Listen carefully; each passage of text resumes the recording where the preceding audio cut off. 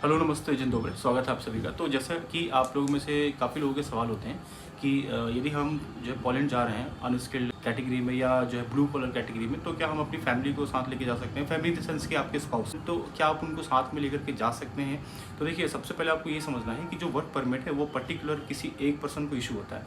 तो यदि आपका वर्क परमिट आपको इशू है तो वो सिर्फ़ और सिर्फ आप ही जा सकते हैं जब आपको वीज़ा मिल जाएगा उसके बाद, है ना? और यदि आपको अपने स्पाउस को लेकर के जाना है वहाँ पे, तो उसके लिए कुछ वहाँ पे जो उनके टर्म्स एंड कंडीशंस है, ऑब्वियस सी बात है वो आपको फुलफ़िल करने होंगे। तो उसमें एक सबसे इम्पोर्टेंट ये है कि आपको एटलीस्ट 5 साल तक वहाँ पे स्टे करना होगा। 5 साल तक स्टे करने का मतलब ये नहीं है कि आपको लगातार वहाँ पे 5 साल तक रुकना है। आप यूरोप या पोलैंड से आप बाहर नहीं जा सकते हैं। ऑफ कोर्स आप आ सकते हैं, बट आपका वन टाइम स्टे 90 डेज़ के ऊपर में नहीं होना चाहिए आउट ऑफ यूरोप।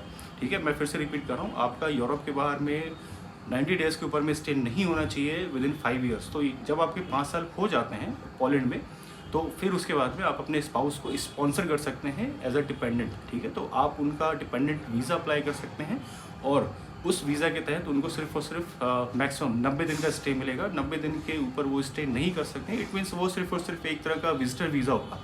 और यदि आप चाहें कि आप उनको अपने साथ में वहीं पर रखें, तो ज़ाहिर सी बात है कि उनका भी वहाँ पे लॉन्ग टर्म वीज़ा होना चाहिए, जैसा कि आपको मिला था 5 साल पहले। ठीक है?